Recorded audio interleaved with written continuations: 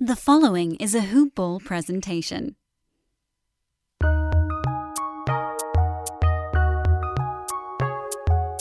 Welcome to the Fantasy NBA Today podcast.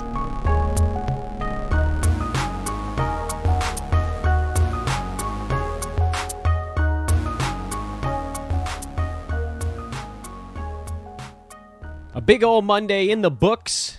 Injuries abound. It must be the fantasy playoffs. As I continue to sob my way through my fantasy playoffs. I don't know how I survived last week, but this one, I don't think this one's going to go so great. We got injuries to the injured reserves. We got the backups that are going down these days. In any event, we'll pour our way through it, make sure we can do the best we can. All you can do is keep throwing punches. And if you guys are feeling the injury bug, then you just kind of hope that the scales of justice even out. They might not. Your opponent might just go through the week feeling okay. Someone's probably going to get bit worse than the other. But all you can do is keep fighting. Make the right moves. Do the best you can. And maybe you get lucky. Or maybe you play Roto next time around. Welcome to the show, everybody. This is Fantasy NBA Today, a hoop ball presentation. I'm your host, Dan Bespers. Thanks so much, as always, for tuning in. You can and should, and I would ask that you do, follow me on Twitter at Dan Bespers, DanBesbris, or just Google search Dan from Hoop Ball. That's the easy way. Let's dive straight on in today. No messing around. You guys saw I posted it on Twitter. I mentioned it on yesterday's podcast. I am without childcare this week, so we are going kind of lightning round mode pretty much every podcast. But I want to go through yesterday's box scores and talk about who makes sense from both a roto and a head-to-head standpoint. That's all we're doing during the fantasy playoffs, basically during the final month of the regular season. Atlanta, sandwich game. We won a bet on Detroit in this one. Tips his cap as he says it. This is in between Milwaukee. They had Miami, Milwaukee. Then they had this one with Detroit. Atlanta did. And then they got the Sixers coming up 2 times in a row. I mean, this game had the look past written all over it. And to compound measures, not only did they lose, but Brandon Goodwin was taken out of the arena in a wheelchair, so he badly hurt his leg. Kevin Huerter hurt his shoulder. So Atlanta's down 2 more guys. And you can bet that Trae Young is looking at all of this going, oh my goodness, I got to get back here soon. But he's not ready to go. And they're not going to play him until he's ready to go because the Hawks are actually in pretty good shape right now.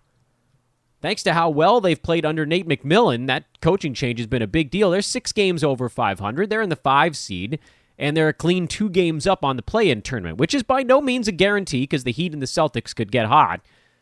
But I don't see the Hawks rushing anyone back. What does this mean going forward? I honestly couldn't tell you because Brandon Goodwin is the backup point guard. He's down. It's going to be a whole lot of Bogdanovic, John Collins, and Clint Capella going forward. Lou Williams missed this one as well. So they were really down all of their options. Just no creators left on the floor outside of Bogdan. So if he's not on, and he wasn't, shot 37% on 19 shots at 5 turnovers, just wasn't good. If he's not on, they're cooked. I don't think that I'm venturing beyond the core guys. I think you can probably lob an idea that Gallo is going to see a little bit more time because they're going to need his scoring on the floor, but even that's a bit questionable.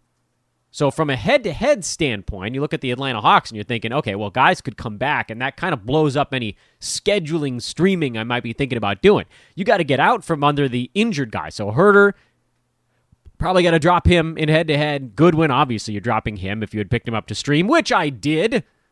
Ugh. It's killing me, man. He's the second one. I had Korkmaz as a stream last week, and he hurt his ankle. I mean, this is ridiculous. I have Bruce Brown, and we found out he only played 10 minutes in the last game because he had a leg issue. The backups, the pickups I've made as streamer replacements for the guys I already had are also hurt. What's become of us? We're zombies in the NBA right now. And I look over at my Roto League and think, well, okay. I look at my head-to-head league and I think, what's happening? I don't know. I know a lot of you guys really need the heart palpitations of a head-to-head weekly matchup. I don't. I have a bunch of money on these leagues. I want the team that had the best moves and the best draft to be the one that wins most of the time. Not the one that just happens to have a team that doesn't suffer 6 injuries in the same week during the fantasy playoffs. That's idiotic at this point. It's gotten worse. I don't care what anybody says. It's, we complain every year. It's gotten worse. And in this condensed season, it's gotten even worse. So maybe it'll get a tiny bit better next year. I hope so. Because I have one head-to-head league that I don't think I'm ever leaving. But I think that's going to be the only one next season. I just can't. I can't do this every year. It's so stupid. I have most head-to-head leagues with 4 moves. A lot of them, that's the Yahoo default, is 4 moves. I had to use 3 on guys injured by Monday. I talked in this podcast for 10 minutes last week about how you want to save a couple moves towards the end of the week. Well, that's great and all, but what if 3 of your guys are hurt on Monday morning or Monday afternoon? It's stupid. In any event, we'll just keep throwing punches here and see how it goes. Over on the Detroit side, that is the land of the roto-friendly team, but not head-to-head friendly. And this game was a prime example of why you almost can't use them in any format. Jeremy Grant is still a go in roto. He got off to a quick start and then cooled off in this game. That's kind of been what's happened to him lately. Isaiah Stewart was the backup, but Detroit was running away with the game, so the reserves got to play the whole fourth quarter. He's a relatively safe head-to-head stream, although Detroit only has 3 games this week, so to that. Sadiq Bey, he's good enough to use in both roto or head-to-head. I think Corey Joseph, you can use him when he plays in roto. Mason Plumlee, you can use him when he plays in roto. No valuation changes really for Detroit off of yesterday's game. San Antonio beat Washington in overtime, 146-143. This is a hell of a ball game. DeJounte Murray had 25 and 17. Huge one. DeMar DeRozan, 37 and 10. Even Keldon Johnson had a decent ball game. Derek White hurt his ankle and was helped to the locker room. We assume he'll be out for a little bit. Not entirely clear how long. But he's probably going to end up being a drop this week, if I had to guess. So that's unfortunate. I don't know that there's a super obvious pickup on San Antonio. I guess you could go Patty Mills if you just wanted to go straight backup, but I think you're probably looking more on a head-to-head side with a team that still has 4 games left this week. And Spurs are not one of those teams.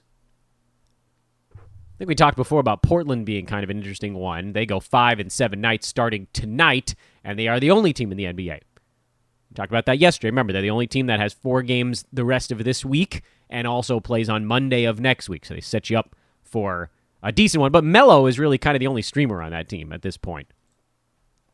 I'm off topic. On the Wizards side, Bradley Beal was questionable coming into this ballgame. He played, and boy did he. 45 points on 37 shots in a loss. Rui Hachimura made his return, and that was the fear with a potential Neto stream, is that Hachimura would come back. Neto wouldn't have to take any shots, even though he's starting, and that's exactly what played out. Davis Bertans is still a go. Daniel Gafford only got 15 minutes because Alex Len came out of nowhere for a big ol' 17 and 10, but Gafford's still the guy you're using on a both roto and head-to-head format. If Rui Hachimura got dropped, he's someone you could kind of eyeball. Washington has games, if you pick them up on a Wednesday, it's not a terrible schedule the rest of the week from that point on. It's somebody to keep an eye on if he got dropped. Lakers beat the Magic by 11. That was pretty much the line in this ballgame. Montrezl Harrell had a nice one. Anthony Davis finally beginning to look a little bit more like himself, 18 and 8 with 2 blocks. Did have 5 turnovers to drive his overall game down, but this was easily as good as he's looked since coming back. KCP played. He looked pretty good again. He's been a nice streamer. The breakdown in the Lakers right now is as follows. Alex Caruso, by the way, had back spasms, had to leave this ballgame early. Montrezl Harrell, not really a guy you can trust most nights. He kind of got it going in this one, and that's why he got a little extra playing time. It's Drummond, AD, Schroeder, and I think right now KCP is good in roto because the Lakers' head-to-head schedule is every other day, and then maybe that's good enough for a full week. I guess that, crap, if we'd have known he was playing and all these other guys that got hurt mid-ball game, that would have been the guy to go to, I guess. But now in head-to-head, it's probably a little bit too late. Roto, I still like it. I've been preaching the accolades of Chuma Okeke for a while he's been going through this shooting slump, and I don't want to say he busted out of it, but he had a much better ball game here. 18-5, 3 threes, 2 steals. I really like him the rest of this year and going into next year. He's kind of their prized rookie. Cole Anthony, he'll be good this year, but remember, they're expecting Markelle Fultz back in the future. Wendell Carter Jr., they said he's on a minutes limit, but he played 29 minutes in this one. Wasn't particularly effective. Mo Bamba as the backup is the better fantasy play between those two guys, but I think they're both good to go in both formats.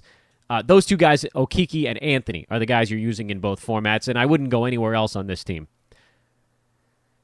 Even with them starting at 5-7 yesterday, I think you want to probably try to move on as fast as you can from the rest of the Magic. Thunder got blown out by the 76ers, who were about as close to healthy as they've been in a long while. Simmons and Tobias Harris both back for this ball game. Danny Green was out, but they were able to weather that storm thanks to Furkan Korkmaz being back. But again, that's a little 6 of one, half dozen of the other kind of thing. You lose a little bit of defense there, but you don't really need it against this Thunder team. So you can go back to starting the usual guys. Simmons, Harris, Embiid, and maybe Seth Curry. He's a little bit more kind of on that stream bubble. And then Philly goes every other day this week. They actually start at 5-7 on Sunday, if you want to look that far ahead. Some of these guys like a Thibault or a... Yeah, I guess that's the one. And then Curry if he got dropped. Meanwhile, on the Thunder side, it was a tough night for most of them. Basically all of them. Ty Jerome came off the bench, played 31 minutes. Of all the guys, I did mention him as a possible 5-7 dude this week. Maladone was not very good. Darius Baisley was okay. Pokashevsky was not good. Kenrich Williams was not good. Moses Brown was actually all right. Isaiah Roby, probably the best of the non-Ty Jeromeses in this one, but they got 5 games this week, so you can kind of forgive them this sort of mess. It might not be the only one, but again, you get 5, and you really only need 3 of them to be decent, and then the other 2 can be, whatever, and it'll add up to an okay week. As I've said before, I don't think I trust any of those guys in Roto, except maybe Dort, if he plays, what do we think, tonight? Sorry, not tomorrow, tonight, and then maybe 2 more times this week. Cleveland was hanging in there with Toronto for a while, and then they fell off the deep end. Raptors, there's an expectation that the Raptors are going to rest a bunch of guys against the Nets tonight, and that's probably true because they got the win over Cleveland. That's the win they needed. They could bank this one going into the really tough stretch, and then you can kind of get you guys a little bit of a rest against a team that was probably going to beat you anyway. So the Raptors become a really weird team this week now. Let's talk Cavs first. Larry Nance Jr. broke his hand again, second broken something in his hand this season for Nance, and this one coming off of his 2-week battle with inflammatory bowel disease. He is a Crohn's guy. Rough year for our guy Larry. He struggles to stay healthy generally, but this was particularly rough. I don't think that the condensed schedule was kind to him. Isaac Okoro had a really nice ball game, 20 points, 6 boards. This is a team to kind of keep watch on. Cedi Osman has played now 38 minutes in this ball game. A lot of that's the Colin Sexton thing. He comes back, and Sexton then moves back into that primary ball handler role. Darius Garland's the other one, and then Osman, a lot of his value right now is tied up in the fact that he is kind of orchestrating for this team. I am genuinely concerned that when Sexton comes back, Osman just turns into a pumpkin. Dean Wade played 32 minutes. He might actually be the bigger beneficiary of the Larry Nance injury than Osman because Wade can play power forward and center. And I don't think they want Kevin Love playing more than about 24 to 26 minutes a ball game. He'll probably sit out the back-to-back they've got later this week, too.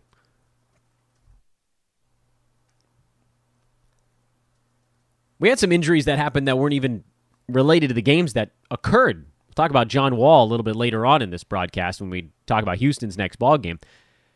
So on the Raptors side, Malachi Flynn, because Gary Trent got the front end of this back-to-back off. They called it a thigh or a calf contusion, but by all accounts, this is a rest game for him.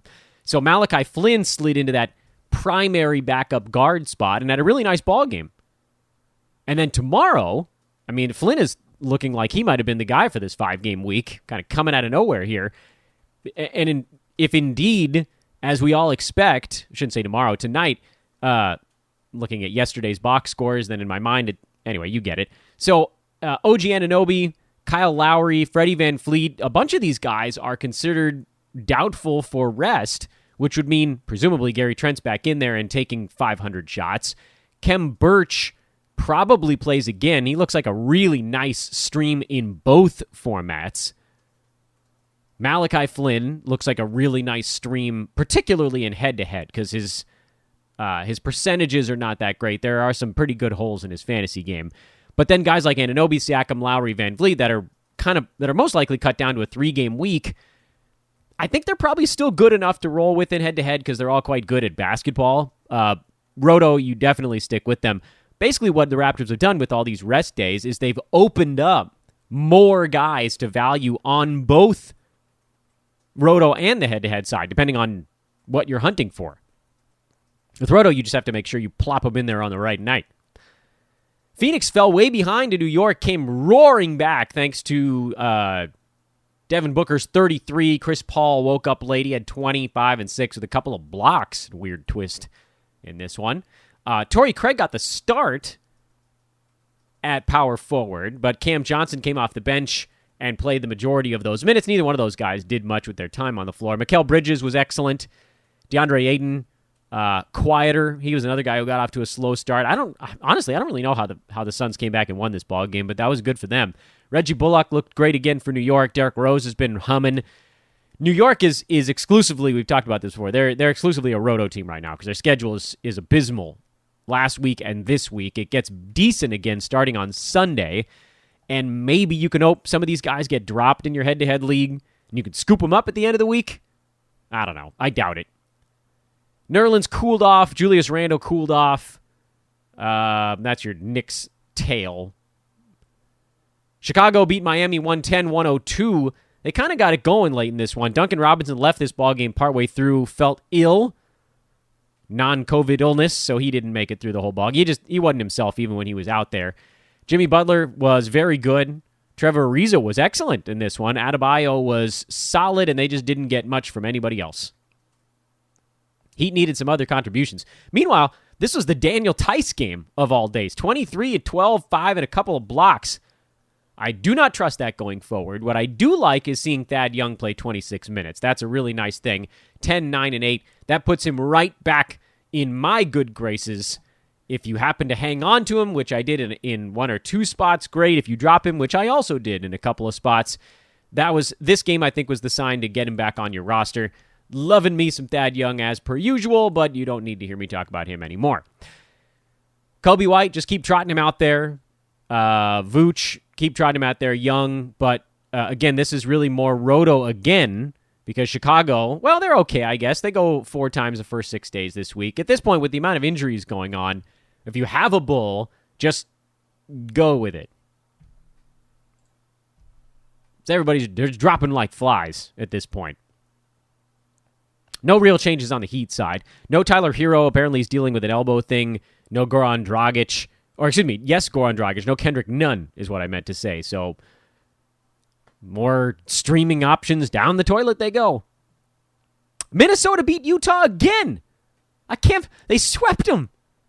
The Wolves, this is the craziest thing of all. The Wolves have 18 wins this year, and 3 have come against the team with the best record in the NBA. That's the darndest damn thing. And I said on yesterday's pod, I would bet my life savings that the Wolves or that the Jazz would win this ball game. I didn't think they would cover, but I thought the Jazz would win. I can't believe it. That's remarkable, man. D'Angelo Russell was great, 27 and 12. He really looks healthy, finally. Cat was good.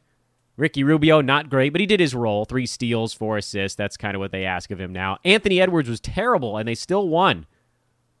Couldn't throw a stone in the ocean. Wolves are a pretty easy fantasy team to predict these days, though, so that's, I guess, at least an easy part. Over on that Utah side, Gobert, Conley, O'Neal, Clarkson, generally Bojan Bogdanovic has been kind of on the outside looking in. He had some better scoring games recently with no Donovan Mitchell. This one was a rough one, just 1 for 11 shooting. Youch. Joe Ingles usually better than that as well. George Niang had a nice game. No, thank you. No, thank you. I will pass. Clippers, this was weird, man. And I talked about I guest hosted yesterday's Today in Sports Betting. So I did the betting show yesterday, and I was going through the lines, and I was like, Clippers are a 1.5 point favorite? Nothing about this makes sense. And I said, unless, like, Paul George had a bad beignet. That's what I said, verbatim, on that podcast. Unless Paul George had a bad beignet and somebody knows something that we don't, that line doesn't make any sense. Well, Paul George, 9 points on 11 shots. Worst game he's had in 2 months. They got Nollins right out of this one. I can't explain it, but the line knew. Vegas knew. Someone putting money on it. I should say Vegas, because the line opened at, like, Clippers by 4 and just dropped like a rock. And they were terrible. The whole damn team was terrible. Except maybe Marcus Morris. He was okay. He was okay. Clippers have a back-to-back here to... no, excuse me, they don't. They go on Wednesday, and Paul George and Nick Batum apparently got dinged up. So if those guys have to miss any time, well, I think you could expect Reggie Jackson to probably take about 18 shots. Marcus Morris would probably take 20. Boogie took 14. He got signed for the rest of the year. Wanted to celebrate by chucking a few up at the rim. Meantime, on the New Orleans side, the guy we've been keeping one eye on is Naji Marshall. He played 28 minutes and was okay. And that's not going to get it. That's not enough for me. Okay is not good enough. Steven Adams sat this one out. Willie Hernan Gomez doubled, but this happens often where we think Adams is going to miss 2 or 3 games and he misses 1. So I'm not diving in on that. Memphis running out of gas at the end of a road trip. We had a bet on Denver here that we won. Lost a total bet earlier on the night, but went 2-1, so we'll take it. And this one was telegraphed pretty good. Memphis, they came so close. They blew a big lead against Denver here in Denver exactly 1 week before this ball game. And then they promptly rolled through Portland and won a couple. 7th game of a 7-game road trip where they were 4-2 coming in. This one had all the makings of we've done enough on this road trip. Flying into altitude on a back-to-back. We got nothing in the tank. And that was it. Not a single Grizzly player had anything in the tank except for Ja Morant. The rest of the team was terrible. No valuation changes. That's fun. I'd like to make that. That's an easy one.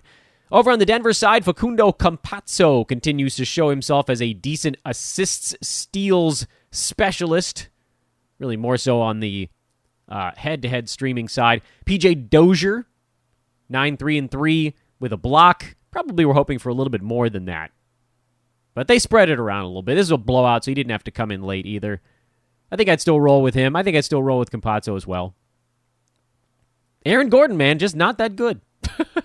I mean, okay, that's not fair. He's a very good basketball player, but fantasy-wise, not that good. Kings beat the Mavericks again. I also said on the betting show that if we found out that Luka was sitting it out, I think I would have liked the Mavericks. Porzingis ended up sitting it out, and the Kings won again. Harrison Barnes hurt his side in this ball game, so yet another injury to worry about. Don't really know if he's going to be playing in their next one. Somehow, despite Barnes going down, Delon Wright still only saw 22 minutes. I still like Delon as a play with De'Aaron Fox out. He's just too good across the board. It was weird that he only had 1 assist in this ball game. Buddy Hield had 5. Just kind of a goofball game all around. And on the Mavericks side, 5-game week. Who the hell thought Trey Burke was going to be the guy to get the week going? We had Dorian Finney-Smith as a stream. Josh Richardson was supposed to be a stream, but he didn't play.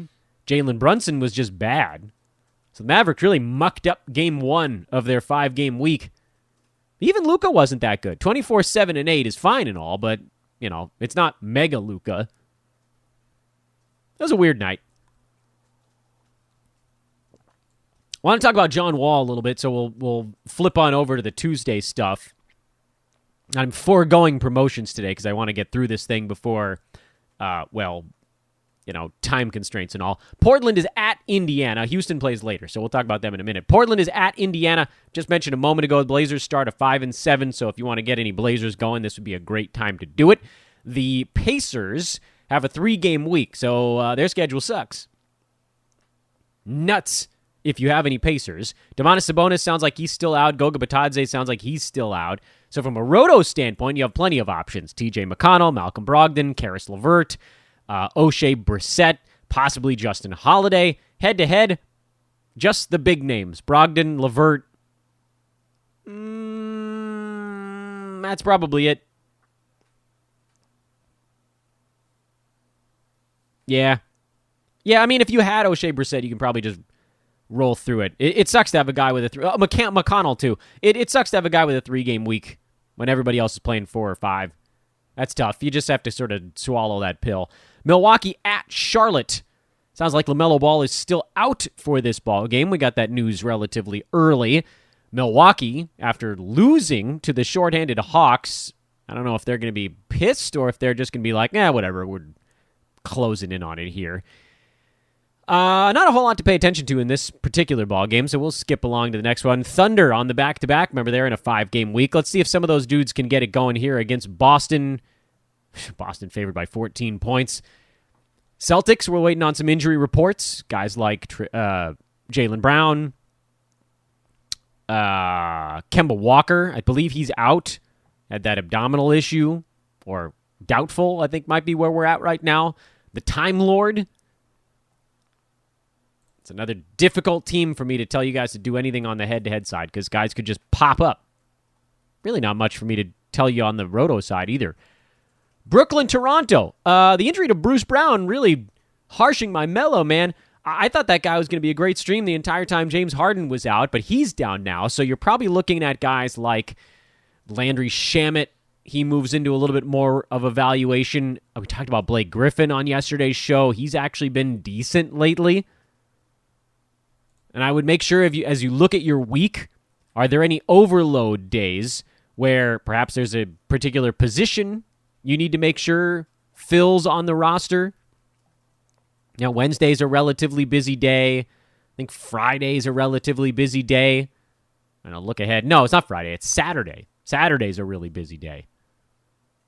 You might need a particular position.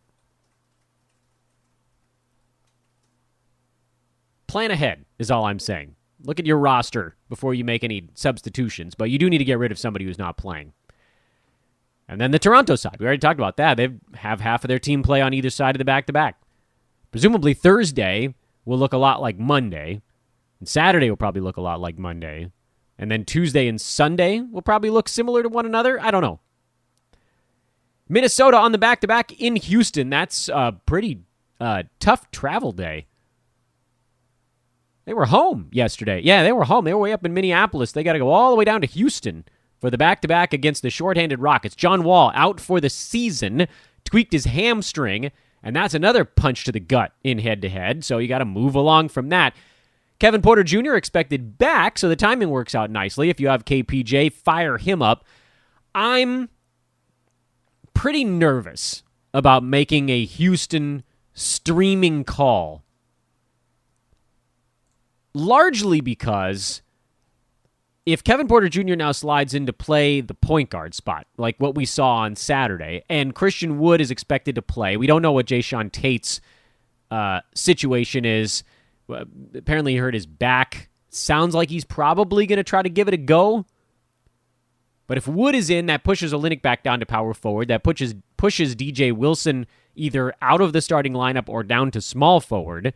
So who gets the minutes there? Is it Wilson? Is it KJ Martin? Is it Armani Brooks? I'm really not sure. And that makes me nervous. Because if you get that one wrong, you're probably stuck with it. And their schedule really isn't good until the weekend, so maybe you can sit on it just for a couple of days. Someone might grab the guy. If somebody explodes on Houston, you might see him get snapped up by someone else in your league. But in head-to-head, you have to be a bit more judicious with your moves. Roto, you can kind of pick up a few of these guys and see if any of them stick. That's an easier solution. If you have 2 or 3 spots you're rotating through, just grab KJ Martin, grab Wilson, grab Brooks, whatever, and see if anybody holds. The hell's we got going on here? Dallas, I don't know, man. You think they play all their guys in Golden State on the back-to-back? If they got that win against Sacramento, I think they'd be more inclined to rest guys on the back-to-back. But this is difficult. Into a 5-game week, they got to be smart. They saw the Grizzlies lose, so that's good for the Mavericks. Mavs are a game up on the Blazers, who've lost 5 games in a row. Dallas, I'm sure, would love to solidify the position in their 6th spot, but also they have to be smart. They're in Detroit on Thursday. They host Washington and Sacramento over the weekend. I mean, those are pretty damn winnable ball games. And their schedule for the Mavs is actually not that rough the rest of the way. Next week, they got the Heat. That'll be a decent ball game. Nets, that'll be a tough one. Cavs twice. Grizzlies, Pels, Raptors, Wolves. I don't know that. I think the Mavs are probably looking down the line and thinking, we got a ton of ball games left. They still, after yesterday's game, have 12 games left the rest of the way. All jammed into, 20 days? 13 games in 21 days for the Mavs? We spent so much time, and listen, I'm as guilty as the next guy on this one, talking about getting all these 5-game week guys into your lineup. We don't know if any of these guys are actually going to play in all 5. I feel like the Thunder weirdos are probably the ones you can count on the most. We'll see. Folks, make sure to check out our buddies over at manscaped.com with coupon code HoopBall20. Did I call it a hoop-on code? Maybe I should. That would be sweet. They can give us a hoop-on code. HoopBall20. 20% off and free shipping. Get anything besides the lawnmower this week. I can't tell you why until next week. It's a secret. All right, wrap it up. Wrap it up, B. Play the Wrap It Up B box for me. I am Dan Vespers. This is Fantasy NBA Today. Have a great Tuesday, everybody. Let's keep going. Let's see if we can not have more than 4 guys injured in a week where every single roster move gets spent on injured guys and you still have other ones you can't even drop. That's where we're at right now. Roto for life. I'm at Dan Vespers on Twitter. This is Fantasy NBA Today. We'll talk to you tomorrow, everybody. So long.